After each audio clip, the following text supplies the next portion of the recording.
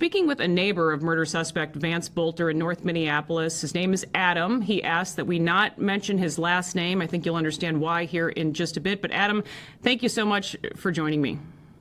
Thank you, Liz. It's a pleasure to be talking to you today. Just a horrifying few days, I know, for your family, but you've provided Alpha News with security camera video this weekend as a manhunt to find and arrest Boelter dragged on for more than 40 hours. Full disclosure here, the FBI, law enforcement, they also, I know, have access to your video. Thankfully, Boelter is now in custody. He's been federally charged with shooting and killing Speaker Emerita Melissa Hortman and her husband, Mark. Boelter has also been charged with shooting and critically injuring State Senator John Hoffman and his wife, Yvette. But there's part of the story that happened before these tragic incidents that no one seems to be talking about, along with the video that shows some of his actions before and even after the shootings. But first, what can you tell us about Boelter's living situation there? We understand that he was renting a room, Adam, for the last couple of years, but he wasn't actually staying at the residence all the time. Is that right? Yes, that is correct. He was subleasing a room. And you mentioned that he'd be there very late at night is usually when you'd observe him there.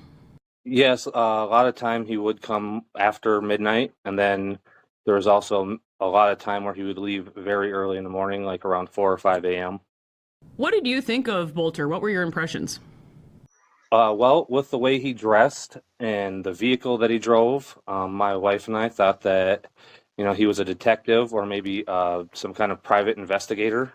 So the place where Boelter rented a room seems like a bit of a problem property in the conversations that we've had, Adam. In fact, you said a drug overdose happened there not that long ago.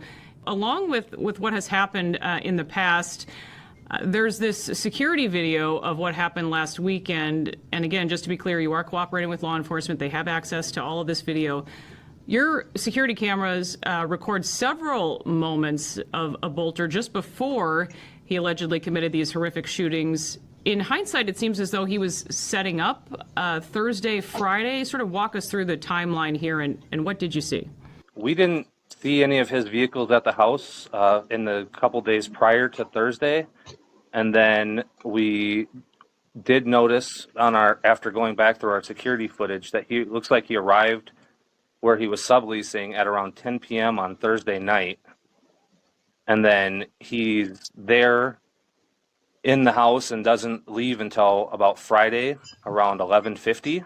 And when he leaves Friday, you see him kind of dressed in the clothing where he looks like a detective or a private investigator, and he has like some papers or a notebook in his hand.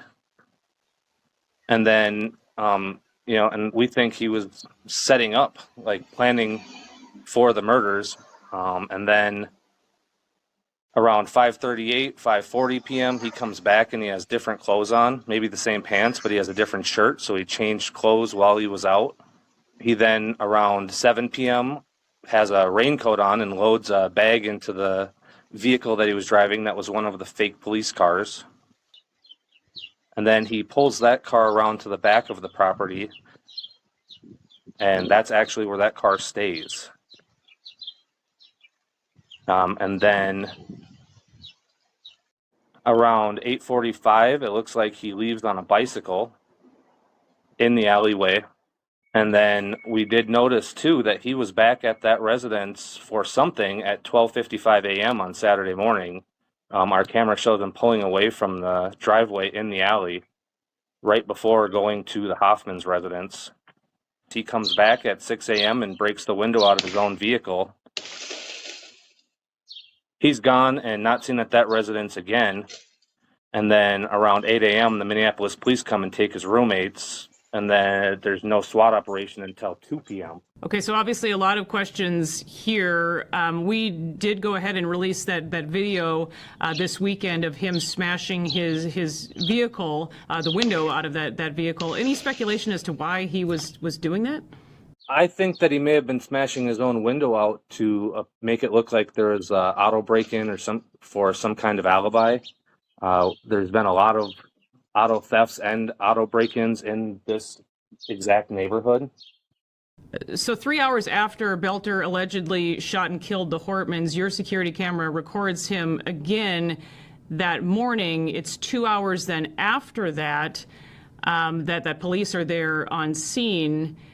What's the scene like now here days later in that neighborhood? Are you surprised that this address doesn't seem to be more of a focus of the investigation? Yes, it's actually life as normal. There's been no police presence at all. There was no police presence while he was on the run, and there's been no visible police coming and taking evidence, searching the house, looking for evidence, going through the garage. And it appears that he was the house in Minneapolis was the central hub of his crime. He was here 2 days before and hours after committing the crimes. What then, Adam, is going through your mind when you hear it's this guy, allegedly behind all of this, Vance Boelter, and that he was living right there for the last couple of years? Yeah, it's shocking to know that there was a murderer that close to us and that close to my family. And Adam, this isn't the only crime problem you've had to deal with. You mentioned in previous conversations we've had, things have really changed for the worse in your area. What did you want to say about that? I think that the residents want a strong police force, and we are not getting that from the Minneapolis police. The Minneapolis police, if you call them, if they don't deem the situation important enough, will not arrive at all. If they do arrive, they arrive late and to almost miss what's happened and then write a report so they can go about their day and not be involved in anything as it's currently happening or breaking down. Very unnerving for sure, Adam. We wish you the best. Thank you for joining me to talk about all of this. Thank you, Liz. And that will do it for this episode of Liz Collin Reports. We'll see you next time.